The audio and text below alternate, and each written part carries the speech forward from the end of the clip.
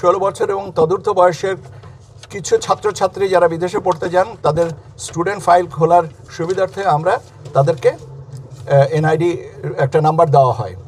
কাজেই কিন্তু তারা তো ভোটার না, কারণ হচ্ছে আমাদের আইন অনুযায়ী 18 বছর না হলে ভোটার হবেন না।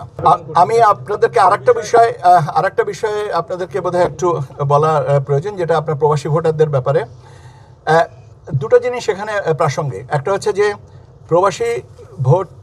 প্রবাসী যারা আছেন ভোটার রেজিস্ট্রেশন, আর একটা হচ্ছে যে ভোট দানের জন্য রেজিস্ট্রেশন।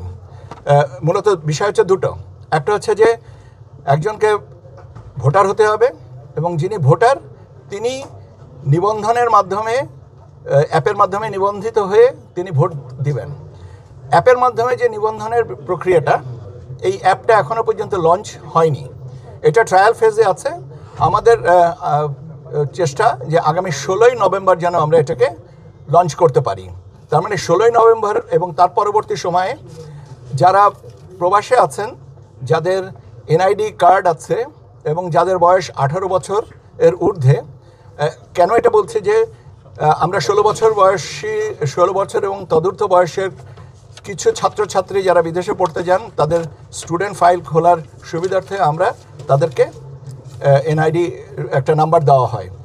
কাজেই কিন্তু তারা তো ভোটার না, কারণ হচ্ছে আমাদের আইন অনুযায়ী 18 বছর না হলে ভোটার হবেন না।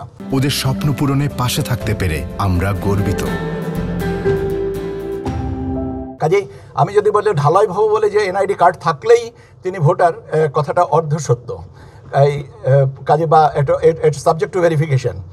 কাজে 18 বছর এর ঊর্ধ্বে আপনার যারা প্রবাসে আছেন এবং এনআইডি নাম্বার আছে যাদের, তারা প্রবাসী ভোটার হিসাবে আমরা 16ই নভেম্বর যে অ্যাপটা লঞ্চ করব অ্যাপল প্লে স্টোরে বা অ্যাপল স্টোরে, অ্যান্ড্রয়েডের প্লে স্টোরে বা অ্যাপল স্টোরে যেটা লঞ্চ করব, তার মাধ্যমে তারা নিবন্ধন করতে পারবেন। এখন প্রশ্ন হচ্ছে যে নিবন্ধন কোন জায়গা থেকে করতে পারবেন? বিশ্বের যে কোনো জায়গা থেকে এটা অ্যাক্সেস করতে পারবেন, কারণ একটা অ্যাপ তো আর কোনো একটা রেস্ট্রিক্টেড এরিয়ার জন্য করবো না, করা হচ্ছে যে সারা বিশ্বের জন্য। কাজে যারা এই অ্যাপের মাধ্যমে নিবন্ধন করবেন তারা ইনশাল্লাহ আগামী নির্বাচনে ভোট দিতে পারবেন।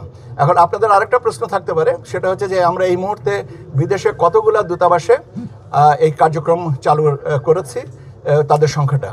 আমরা এই মুহূর্তে 11টা দূতাবাসে, আই রিপিট 11টা দূতাবাসে 21টা সেন্টারে স্টেশনে 21টা স্টেশনে করছি। যেমন আপনার অস্ট্রেলিয়াতে 2টা, কানাডাতে 2টা, আপনার ইউনাইটেড স্টেটস অফ আমেরিকাতে 4টা, ইউকেতে 3টা, এরকম মিলিয়ে মোট 21টা স্টেশনে আমাদের এই নিবন্ধন প্রক্রিয়া চলছে।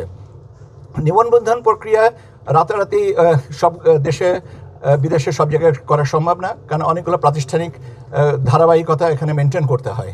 আমরা ধারাবাহিকভাবে আমরা চেষ্টা করব যে আমাদের যতগুলো দূতাবাস আছে সেগুলো নিয়ে আমরা যেন এটা সম্প্রসারণ করতে পারি।